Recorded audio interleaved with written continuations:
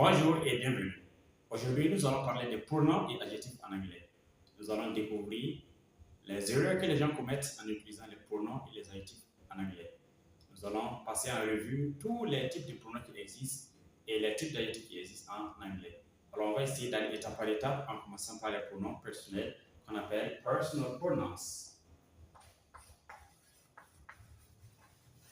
Personal pronouns. Alors, nous allons parler des pronoms personnels, mais en position sur les subjects. Alright? Alors, nous avons I, je, you, tu, I, je, you, tu, he, il, he, il. Il est utilisé uniquement pour le masculin singulier pour les personnes. She, elle, elle. Utilisé uniquement pour le féminin singulier à la troisième personne du singulier pour les filles et les femmes. Et nous avons it. Le it, ça veut dire il ou elle, mais utilisé pour les choses et les animaux en anglais. Et nous avons we, qui veut dire nous. Oui, nous. Et nous avons you, qui veut dire vous. You. Et enfin, nous avons they, il ou elle au pluriel. They. Alors, la remarque qu'on peut faire ici, nous avons les you singulier et les you pluriel. C'est le même pronom. Mais la différence ici, quand il s'agit d'une seule personne, on s'adresse à une seule personne, au singulier, c'est you.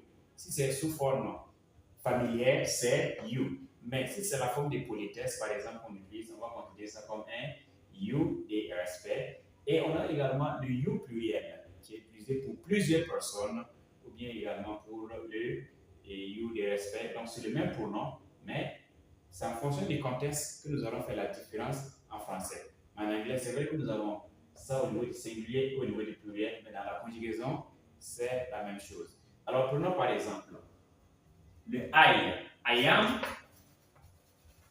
a man. I am a man. Je suis un homme. Alright, I am a man.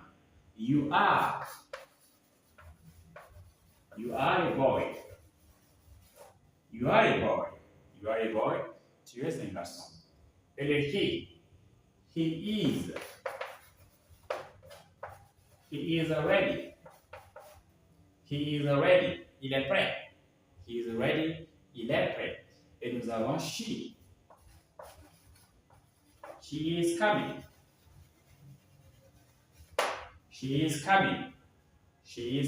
Elle arrive. Elle vient. Alright? Et le it. It is eating. Considérons par exemple le it étant ici pour un chat. Effectivement, on dirait it is eating, il mange. We, on peut dire we are ready.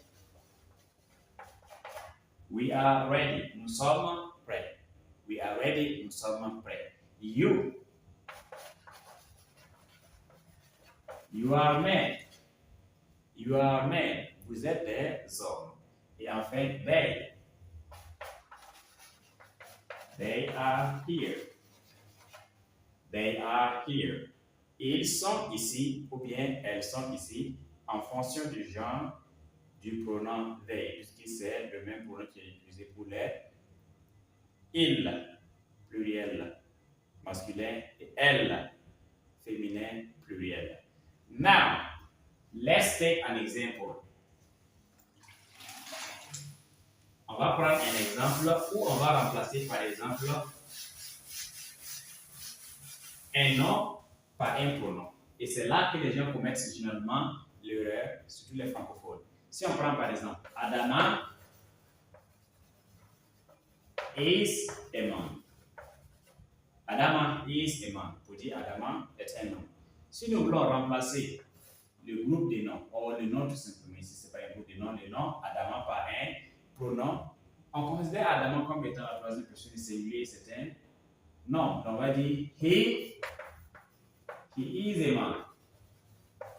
He is a man, il est un nom. Donc, c'est le pronom he qu'il faut utiliser ici.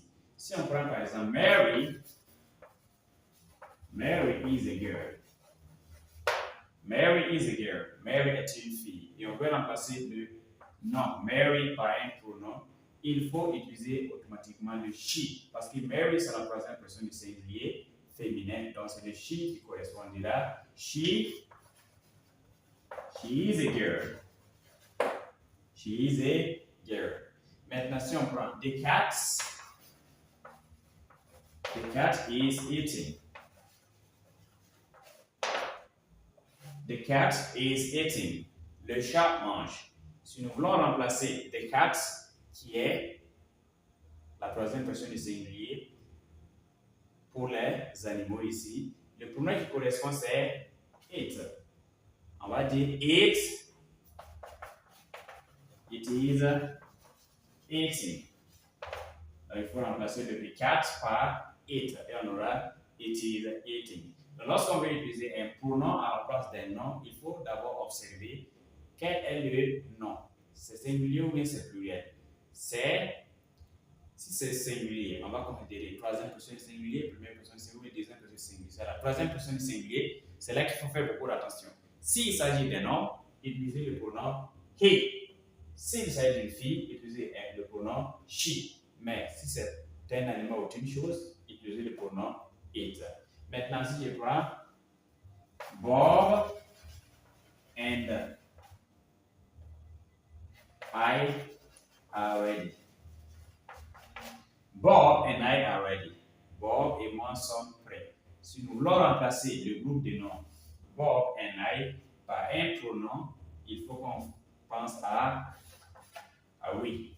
Parce que Bob et moi, ça donne le oui. Donc, on dira we are ready. Tout simplement, we are ready. Alors ici, les pronoms personnels sujets qu'on appelle personal pronouns subjects sont toujours utilisés en position sujet et leur utilisation n'est pas difficile. Il suffit d'observer attentivement et savoir c'est quelle personne, quel groupe pour pouvoir utiliser le pronom qui est ici. Thank you very much and see you next time for another video.